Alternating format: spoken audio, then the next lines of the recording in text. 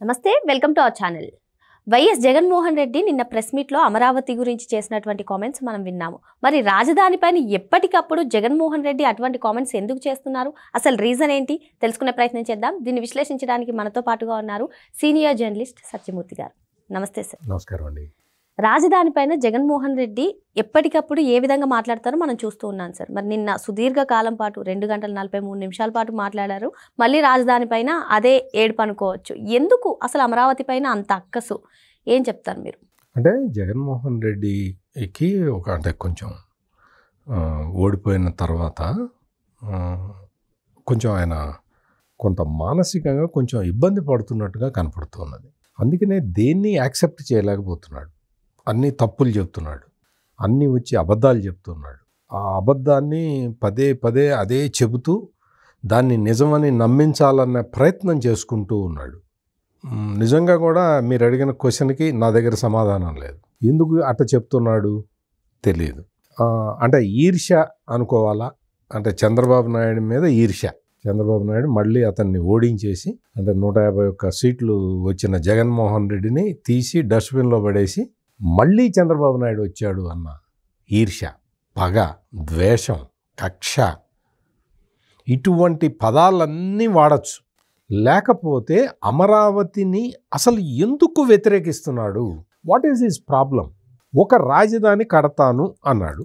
Okay, ఇప్పుడు ఒక రాష్ట్రం అన్న తర్వాత దానికి ఒక బడ్జెట్ ఉంటుంది. ఆ బడ్జెట్లో ఏ డిపార్ట్మెంట్కి ఎన్ని కేటాయిస్తారో నిధులు కేటాయిస్తారు. స్పెషల్ ప్రాజెక్ట్స్ ఏమన్నా టేకప్ చేస్తే ఆ ప్రాజెక్టులకి డబ్బులు కేటాయిస్తారు.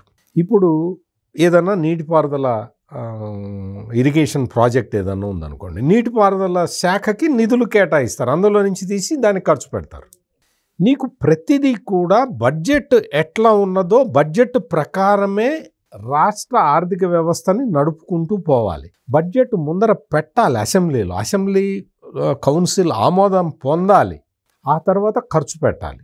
నీకు నేను ఇవేవి పెట్టకుండా, అంటే బడ్జెట్ ఏవి పెట్టకుండా నేను మొత్తం డబ్బులన్నీ ఒక చోట పోగేసి నా ఇష్టం వచ్చిన చోట ఖర్చు పెడతాను అంటే కుదరదు. అట్లా వీలు ఉండదు. రాజ్యాంగం అటువంటి ఇవి వెసులుబాట్లు ఇవ్వదు. ఈ మాత్రం కామన్ సెన్స్ కూడా లేకుండా అమరావతికి 1,00,000 కోట్లు పెడుతున్నారు, 2,00,000 కోట్లు పెడుతున్నారు, 3,00,000 కోట్లు పెడుతున్నారు. ఎక్కడి నుంచి తెచ్చి పెడతారు? బడ్జెట్లో ప్రొవిజన్ పెట్టుకోకుండా ఎక్కడి నుంచి తెచ్చి పెడతారు? ఇంకో విషయం చెప్పాలా, అప్పు తీసుకురావాలన్న బడ్జెట్లో ప్రొవిజన్ పెట్టుకోవాలి. మేము ఎక్స్టర్నల్ బారోయింగ్స్ ఇన్ని తీసుకొస్తాము, ఇంత తెస్తాము, లేదు ఆర్థిక సంస్థలు, దేశానికి సంబంధించిన ఆర్థిక సంస్థల నుంచి మేము ఇంత అప్పు తెచ్చుకుంటాము, లేదు కేంద్రం దగ్గర నుంచి కొంచెం నిధులు తెచ్చుకుంటాము అని చెప్పి బడ్జెట్లో ప్రొవిజన్ పెట్టుకోవాలి. అప్పుకు కూడా ప్రొవిజన్ పెట్టుకోవాలి.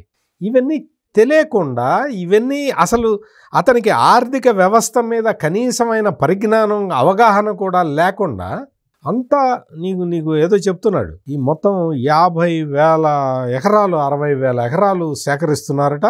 వాటిని డెవలప్ చేయడానికే 2,00,000 కోట్లు కావాలని చంద్రబాబు నాయుడు డిపిఆర్ ఇచ్చాట. ఏం మాట్లాడతావా?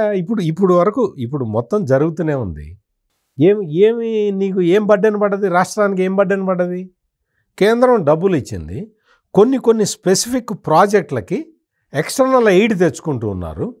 ఆ ఎక్స్టర్నల్ ఎయిడ్ కూడా నువ్వేం చేసావు? నువ్వు ఈ లోకల్లో ఉన్న బ్యాంకులు, అంటే మన దేశానికి సంబంధించిన బ్యాంకుల నుంచి నువ్వు స్థలాలు, వైజాగ్లో ఉన్న స్థలాలు, ఆ స్థలాలు, ఈ స్థలాలు, అన్ని స్థలాలు తాకట్టు పెట్టి ఎక్కువ వడ్డీ రేటుకి నువ్వు అప్పులు తీసుకొచ్చి నువ్వు అన్నిది తినేసావు. మొత్తం నేను బట్టలు నొక్కా అని చెప్పావు, మొత్తం అయిపోయినాయి డబ్బులు. అప్పు మిగిలింది రాష్ట్రానికి. ఏమైనా ఒక ఎసెట్ క్రియేట్ చేయగలిగావా? ఇప్పుడు అటువంటి విషయాలు, అటువంటి వ్యవహారాలు ఏమి లేకుండా నేను ఒక ఎసెట్ క్రియేట్ చేస్తాను, ఇది రాష్ట్రానికి గ్రోత్ ఇంజన్ లాగా ఉంటుంది, ఇందులో కనుక ఈ క్వాంటమ్ వ్యాలీ లాంటివి వచ్చేస్తే ఇది దేశానికే గ్రోత్ ఇంజన్ అవుతుంది అని చంద్రబాబు నాయుడు చెప్తూ ఉంటే నీకు ఆ పాయింటే అర్థం కాదు. నీకు అసలు ఆ పాయింట్ నీకు అర్థం కావట్లేదా? మరి నీ కంపెనీలన్నీ ప్రాఫిట్లో నడుపుకుంటున్నావు కదా, రాష్ట్రాన్ని ఎందుకు అప్పుల్లో ముంచుతున్నావు? అంటే నీ కంపెనీలకేమో ప్రాఫిట్ వస్తుంది, నీ కంపెనీలు ఏమి నష్టాల్లో లేవు. ఇంకా మీ నాన్న ఉన్నప్పుడైతే కంపెనీ స్టార్ట్ కాకముందరే మొత్తం షేర్లన్నీ ఎగ్జార్బిటెంట్ రేట్లకు అమ్మేసావు. నీకు అంత టెక్నాలజీ ఉంది కదా, అంటే నీకు అంటే పక్కనోడిని బుట్టలో వేయటంలో, క్విడ్ ప్రోకో చేయటంలో నువ్వు అంత నిష్ణాతుడివి కదా, మరి రాష్ట్రాన్ని ఎందుకు అప్పుల్లో ముంచావు?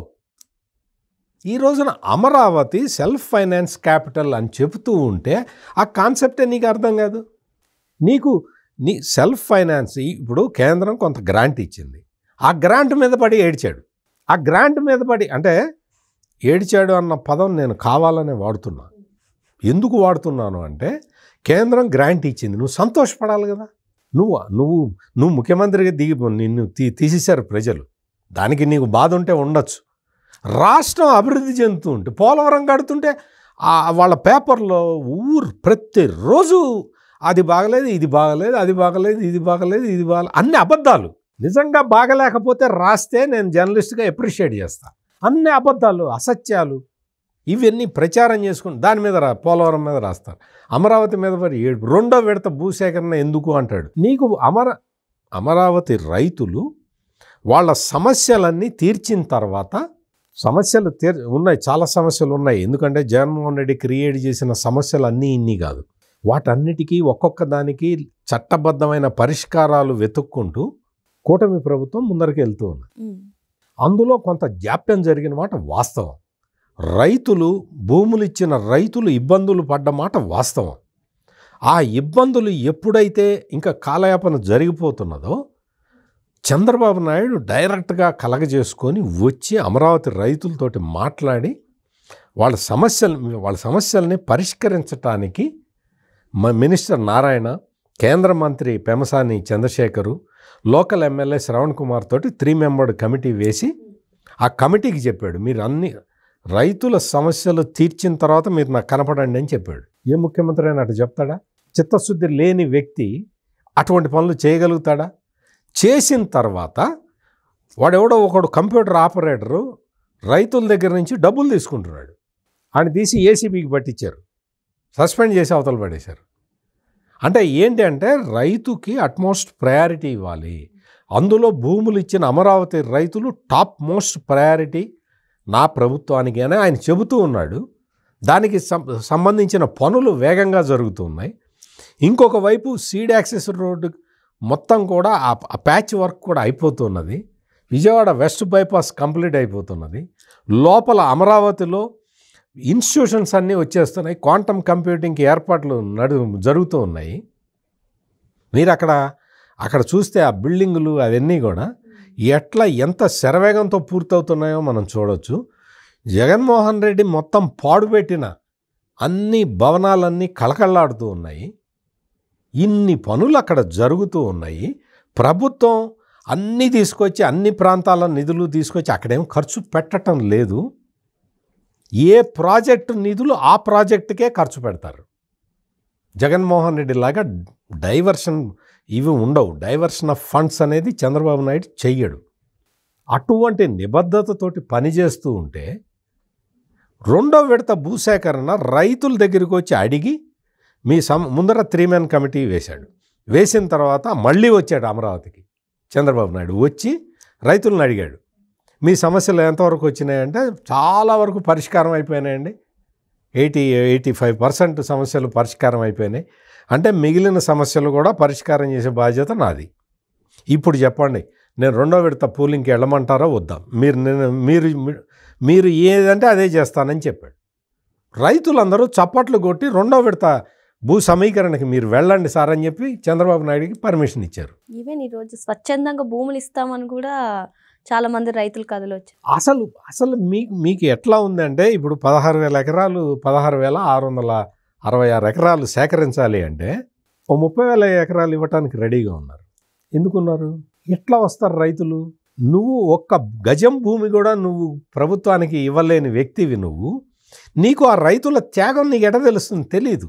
నువ్వు వాళ్ళని సర్వనాశనం చేయడానికి నువ్వు అన్ని రకాలుగా ప్రయత్నం చేసావు నీ 5 సంవత్సరాల కాలంలో. ఇప్పుడు ఏమైంది? ఈ రోజున నీకు అమరావతిలో రెండో విడత భూసేకరణ జరుగుతుంది. 16,000 ఎకరాలు. ఆ 16,600 ఎకరాల్లో Amaravati railway station, world class railway station కడుతున్నారు. ఒకటి స్పోర్ట్స్ సిటీ కడతారు. తెలుసా జగన్మోహన్ రెడ్డి నీకు స్పోర్ట్స్ సిటీ అంటే తెలుసా? నువ్వు ఆడుదాం ఆంధ్ర అని చెప్పి కుంభకోణం చేయటం తప్ప నీకు ఒక నగరాన్ని నిర్మించటం నీకెట తెలుస్తుంది? అందుకని అమరావతి మొత్తం చట్టబద్ధం కాబోతున్నది. పార్లమెంట్లో కూడా ఆ బిల్లుని ఆంధ్రప్రదేశ్ పునర్వ్యవస్థీకరణ చట్టాన్ని అమెండ్ చేయబోతున్నారు. పార్లమెంటు త్వరలో నిర్ణయం తీసుకుంటుంది. అమరావతి మొత్తం కంప్లీట్ ప్రాజెక్ట్ అంటే మీకు ఇంకొక 2 ఏళ్లలో ఒక షేప్కి వచ్చేస్తున్నది. మొత్తం road linkage, rail linkage, air linkage మొత్తం అన్నీ వస్తున్నాయి. అమరావతి ఈ మళ్ళీ అంటే ఈ దుష్టుల మళ్ళీ అంటే ఇంకా వాళ్ళు పర్మనెంట్గా వాళ్ళు అమరావతిని చూసి ఏడుస్తూనే ఉండాలి. అంతకు మించి వేరే మార్గమే లేదు. వీళ్ళు వైసీపీ వాళ్ళు ఎంత ఏడిస్తే రైతులు అక్కడ అంత సుభిక్షంగా ఉన్నట్టు లెక్క. మరో అంశంతో మళ్ళీ కలుద్దాం. Thank you sir. నమస్కారం.